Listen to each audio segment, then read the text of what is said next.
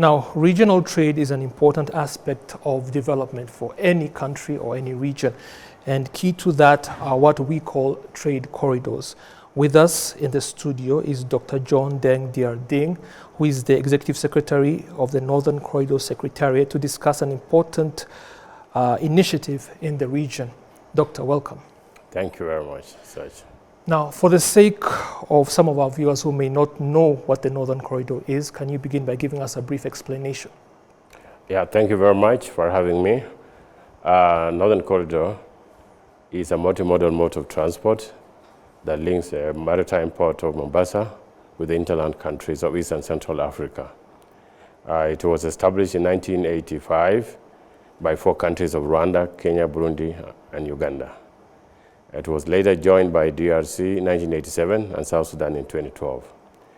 The purpose of the Northern Corridor is to facilitate seamless mobility of goods and services from the maritime port of Mombasa to hinterland countries, and to give the countries that are hinterland, the landlocked countries, the right of access to international maritime transportation and trade without hindrance. So the secretariat that manages the Northern Corridor is called Northern Corridor Transit and Transport Coordination Authority, is based in Mombasa. We develop framework around which we monitor the performance of the corridor to ensure that cost of doing business, transit time, and productivity of the corridor is protected and enhanced. Now, on Monday, a press conference will be held concerning an important initiative along the corridor. Can you elaborate on that? Yeah, thank you very much again. We are in Rwanda to launch a road safety awareness campaign. Part of what we do to facilitate trade is to ensure that the infrastructure is of high quality and is safe for our cargo and the people that move on it. So in Rwanda, for the last 5 years, we have had a drawn-out program that mapped out all black spots along the Northern Corridor routes, of which in Rwanda here we did about 950 kilometers of roads where we pointed out areas that are dangerous for our truckers. And we were able to develop guidelines. So now what we are doing now, we have made recommendations after our assessment, and these recommendations are the ones that we would like to inform the public about. So tomorrow, we shall be launching a campaign that will run for about 1 week along our routes to all the international borders of Rwanda and within Rwanda. And the idea is to ensure that all road users, the drivers, the pedestrians, and the non-motorized traffic users are aware of their responsibilities and the risks that are found on our corridor. So tomorrow will be to launch this campaign, and we are calling upon the citizens of Rwanda to take the time to listen to our campaign because it's life-saving. Now, on a more personal note, you recently ascended to the position of Executive Secretary of the Corridor. What are your plans for the foreseeable future in this capacity? Yeah, thank you very much. Having risen from within the institution, I have a clear sight of the things that I would like to do.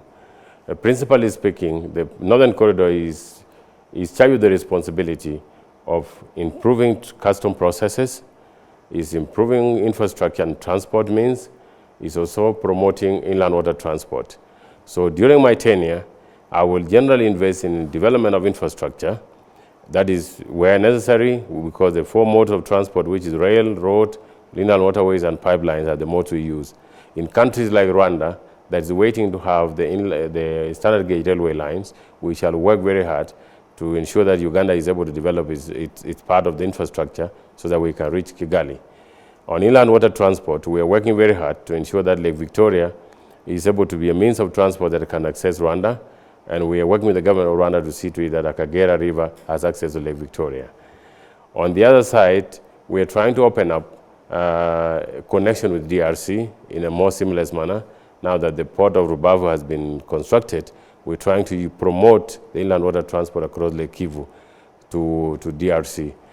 And on the other part, I'm trying to concentrate on the programs around Rwanda, because I would like the citizens of Rwanda to appreciate what we do to reduce cost of doing business. To reduce cost of doing business and ease business environment in the region. So part of what we are going to do generally is to ensure that we give the government and the citizens of Rwanda access to maritime port of Mombasa by making easy any blockage that might have been blocking the facilitation of trade towards Rwanda. And one of the things we are going to work with the government of Rwanda is the opening of Taveta Olili, border of Tanzania. This is the shortest route to Rwanda from Mombasa. It is not yet open, and we are working around the clock to see to it that this is open to improve the goods that come to Rwanda in terms of volumes and reduce the cost of transport. Very important objectives. Now, finally, is there anything else you would like to add before we conclude this interview? I'm happy to be in Rwanda today. I have worked for the last 8 years with the government and the people of Rwanda, and I'm so impressed with the level of efficiency I always come around here. What I would like to urge is the collaboration, the support I've had with the people of Rwanda for the last 7 years in a different capacity. Now that being an executive secretary, who feel always at home in Kigali, I would like now to walk the talk with the government of Rwanda in implementing some of these programs that I have brought as my vision of my term in the office. Dr. John Deng Diarding, the Executive Secretary of the Northern Corridor Secretariat, thank you for taking the time to speak to Rwanda Television. Thank you so much for having me, Search and RwandaTV. You're welcome. Thank you very much. I appreciate it.